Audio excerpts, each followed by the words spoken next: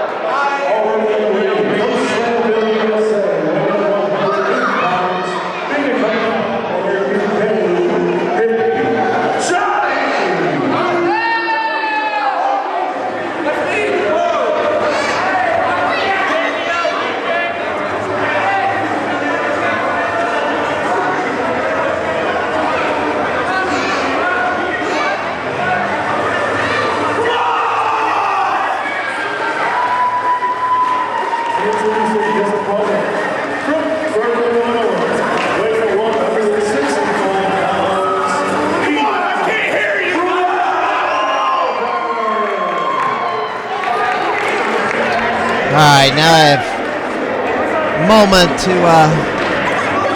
calm down a little bit. Eli Wylder taking on a newcomer, Hippie Johnnie. Originally from the Quad Cities, he moved downstate and started training up north at the Black and the Brave, but because he relocated,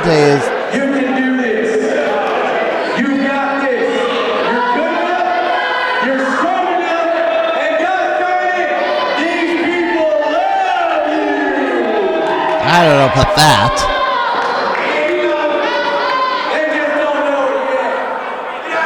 Alright, Hippie Johnnie, graduate of Pinfall Academy on South Grand and 11th Street in Springfield. Pinfall Academy needs to hold an open house or an open tryout soon, I think. I know other wrestling schools have been doing it recently, so it is time for, except there needs to be one here too. Anyway, carnival tie-up and waist lock as Wylder gets into the ropes. There were two other people that, what in the world? Well, you must have said something derogatory to run to the other corner before even Wylder even got off the ropes. But back into the waist lock, and Wylder, shoves him away. I do want to mention there were a couple others that were passed away last week, and that includes Jason Strife, who had been in hospice care for the last 3 or 4 weeks. He did pass away basically a day after Robin Casper did.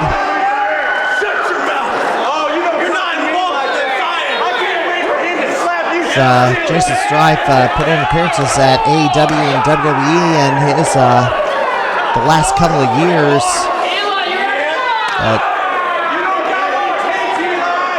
Jason Strife. And by the way, cancer was the reason why. Also, so cancer. They made strides to treat cancer, so people who live with cancer can live longer, but cancer claims another victim, a couple of them. Also, Mike Papapis, NWA Central States figure for a long time, for about a decade, and known as the Flying Greek, and the documentary came out about his life. Springfield, Missouri jeweler passed away on New Year's Eve, age 81.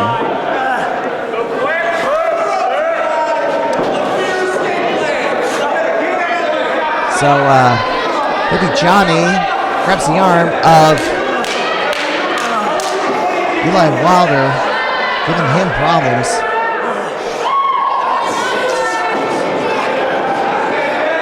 Match is happening at PWA.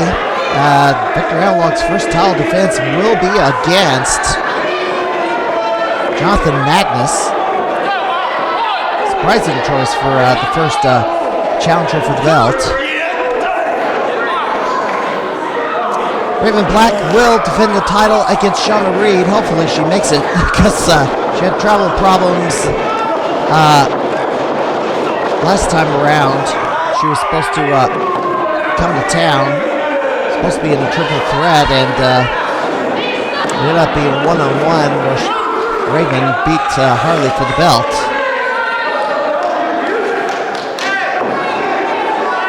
And AEW, or All Eyes on Us, taking on the team of Air Force One, and these two have had their problems in Beardstown. Actually, Drama got unmasked. So one more match between these two. And now, look at this. Johnny in a pinning covenant. Kicked out. He's trying to latch on a stranglehold, and it almost backfired. Cardine will be taking on Anakin Murphy and the Prodigy CMC, and Depravity's been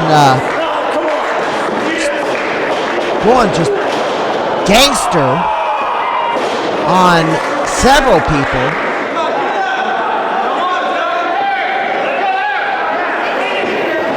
I mean, Cardini or Depravity complaining about being screwed all the time, but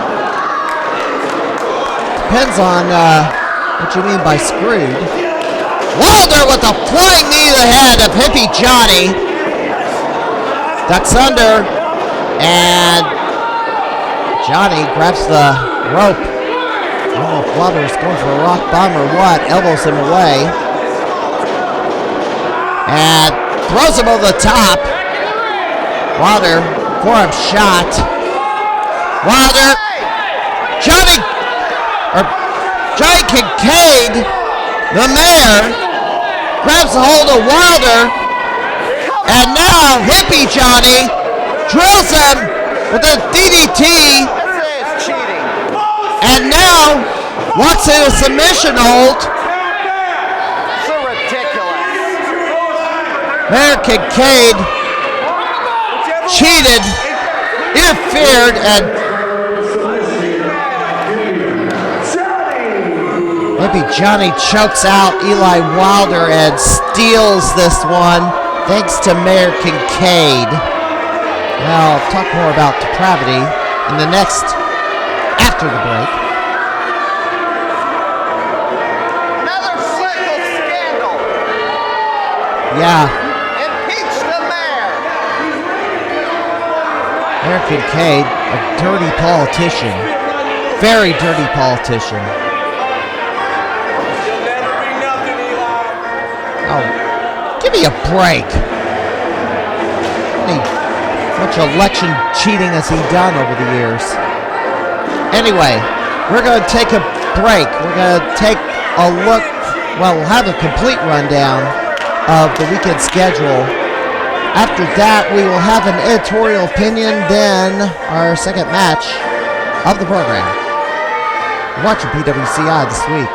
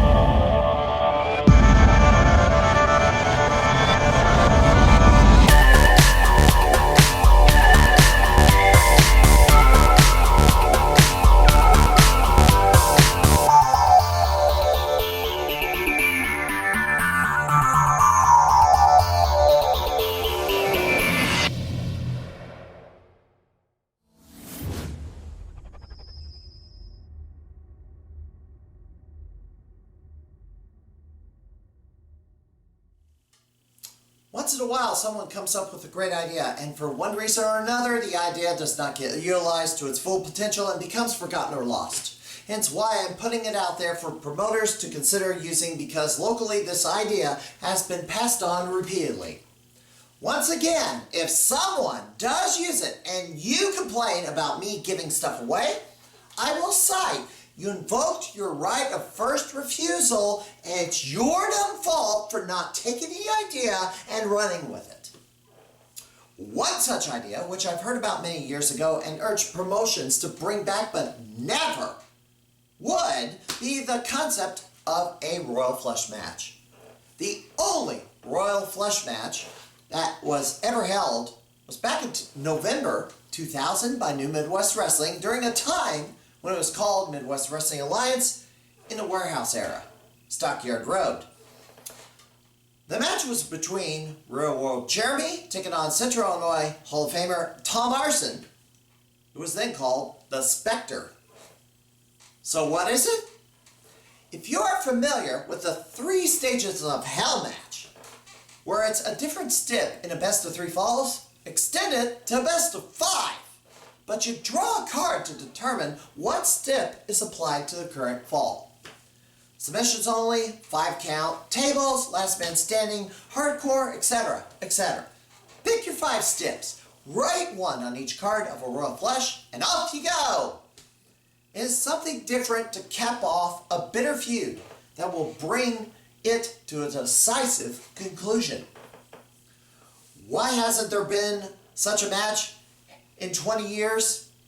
The gripes there between it's too many falls, thus it would be too long, or the match is too complicated to implement and for fans to follow. While I strongly disagree on the match being too complicated, the concept is very simple to follow. If you can hold the 3 stages of Hell, you could certainly do a Royal Flush. You just have to decide on a few more stipulations. But if you think it's too many falls and take too much time, note, this is a main event, not an undercard type match, and it is to conclude a feud or a long title chase. It also could be the main attraction of the entire card. I would love to see this match idea tried once again, and 20 years after the last one is a very fresh idea that will make you stand out from the others. If you do use it, let me know. I want to be there when this type of match is held. Alright, match number 2 And we're going to take a look at a couple more new faces. Including this gentleman who's making his professional wrestling debut.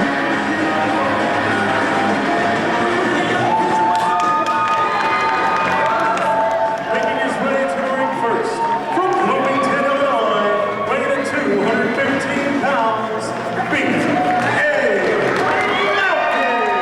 BA Maklin, another recent graduate of Pinfall Academy.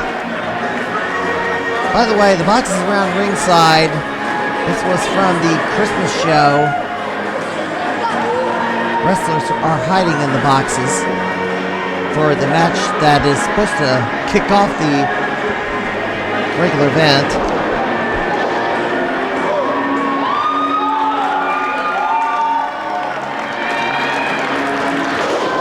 Getting back to depravity, they've been throwing a fit about how their fortunes have been lately. Despite the Mad Hatter being one half the longest reigning tag champ in PWA, Cardini having a couple of reigns with the regional heavyweight title, although he did not ever have a match against the person who cost him that title. He only went after the person who beat him for the belt, although he actually interfered in a match where he lost the belt. And introducing his opponent, from Chicago, weighing in 235 pounds, Theo White. Cardini attacked the, was costed the title by the person that he helped win the belt from the person, Cardini lost the belt to IJ Sweet due to Phage's interference. Well, due to Cardini's interference, Phage won the belt from IJ Sweet. But Cardini never had a match with Phage, which is interesting. I don't know why he would not do that, but... And now, Hatta's former tag team partner, Victor Analog, is the PWA Regional Heavyweight Champion, as Theo White just shoves BA Maklin to the mat. Theo White from Southern Illinois. As Maklin from Bloomington. Oh, White. Shoulder block in the corner.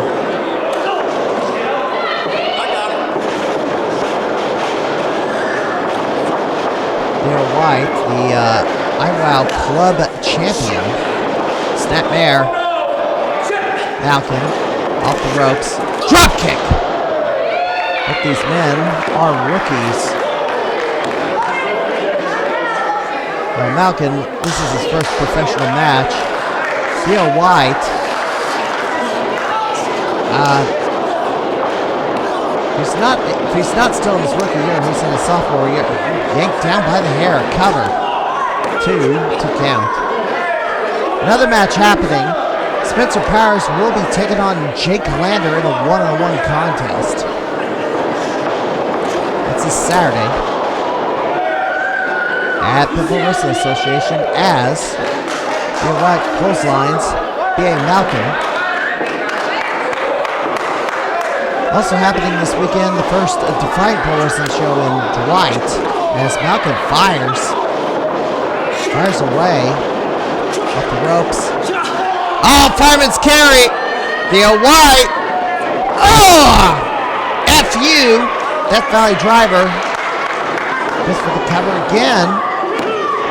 The Missouri Wrestling Alliance with their monthly show in St. Louis at the Broadway Athletic Club, New Pro in West Terre Haute, Indiana, SICW in East Carondelet. Their fireman's carried by White, but Maklin slips out, shoves him in the corner, charges in. Maklin thrown over the top, kick to the face, and Maklin trying to hang on, and Theo White clubs BA Maklin on the ropes, and down he goes hard. Rough spill there.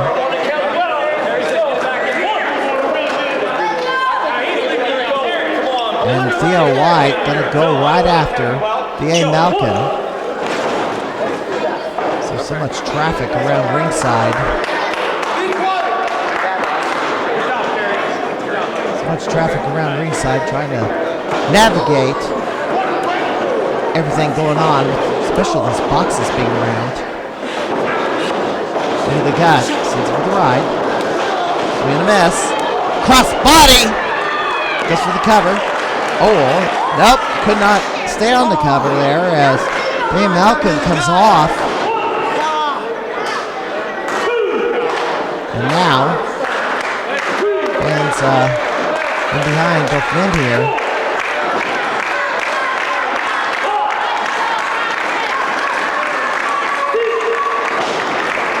Slowly getting to the top. By the way, just so I mention, if you have not watched the 2013 Indie Review Show, please, or 2022 Year in Review Show, please do so. It is on Rumble instead of YouTube this time around, as Maklin clubs away on Theo White. Lines up. Maklin, kick to the back of the head. I'm not done yet. Oh. Go for that cover. Don't get cocky. Maklin measuring Theo White here. What's he gonna go for now? Oh, backdrop. I don't know what Maklin was going for, but telegraphed it. Big splash by Theo White. Goes for the cover. Two count.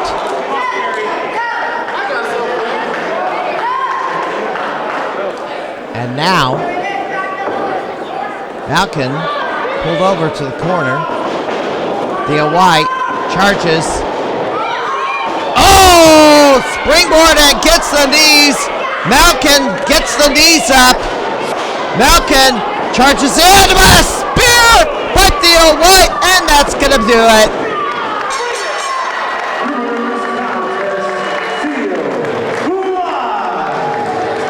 Theo White makes his debut at Pinfall Wrestling Association and comes out with the victory over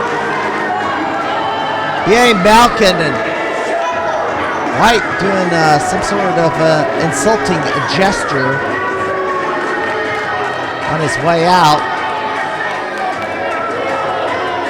But Theo White victorious as BA Maklin, well, that was his first match ever, but On the big feast to come now. alright, well, that will do it for this edition of PWCI this week. See you at Blood, Sweat, and Tears. Remembering Robin Casper. Till then, have a good night, everybody.